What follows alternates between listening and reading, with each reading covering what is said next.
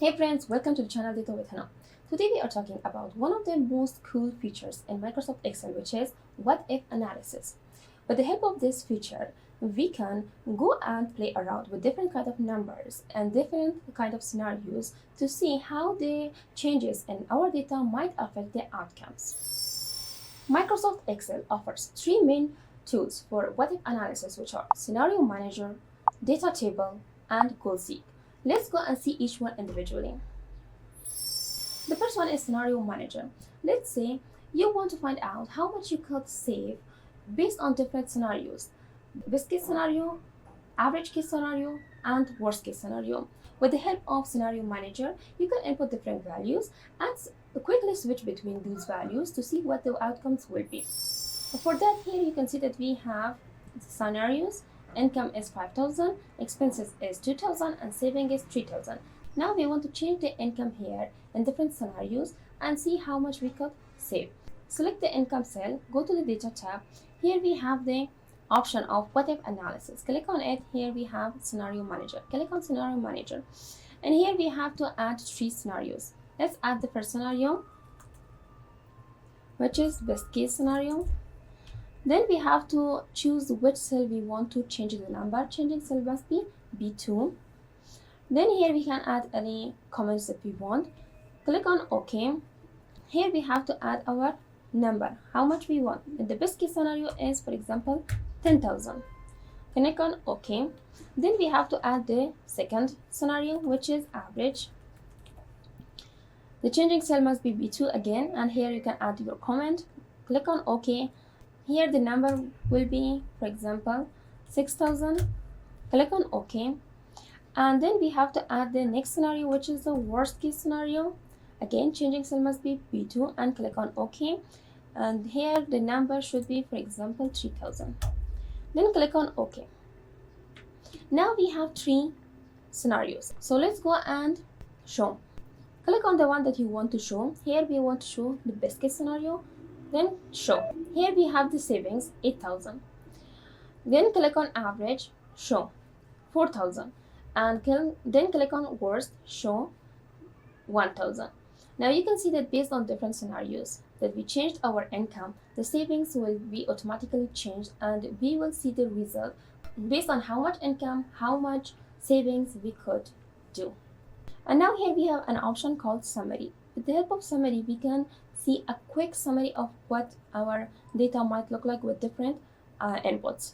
Here we have scenario summary and scenario pivot table report. We will choose scenario summary and click on OK. Okay, for better understanding, let's change the names here. Income, change the cell name to income, and the savings, change the cell name to savings. Click on OK. Again, let's go to the what if analysis, go to the scenario manager, and here we will add the summary. Click on OK. Okay, now you have here the current value is 3,000 and the saving is 1,000. Here in the next column we have the best case scenario. Income will be 10,000 and the savings will be 8,000. And the average case scenario, the incomes will be 6,000 and savings will be 4,000. And in the worst case scenario, income will be 3,000 and the savings will be 1,000. The next one is GoalSeek. GoalSeek is super handy. If you already know the result, you just want to figure out what input will get you there. With the help of GoalSeek, you will set your target and then you will let the Excel to find your number. Here we have the saving goal.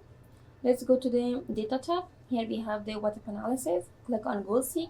Set cell C2 to value of 3,000 by changing cell income. Then click on OK. Now you can see that for us, in order to save 3,000 per month, we have to have income of 5,500. Click on OK. Now again, let's go to the data tab, what if analysis, GoalSeek. Change this cell to value 5,000. Then by changing cell income, click on OK. Now again, here we have 5,000. In order for us to save 5,000 per month, we have to have 7,500 income. Finally, we have data table tools. With the help of data table tools, we can identify how changing one or two variables will affect our data. Here, for example, we have price, sales tax, total sales tax, and price including sales tax.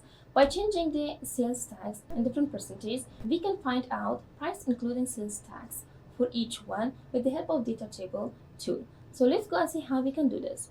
In order to use data table tool, you have to select this range where you have the different sales tax, and also we have the price including the sales tax here.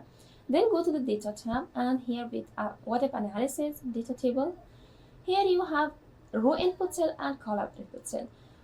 To decide which one to use, you have to simply look at your data table that you have selected.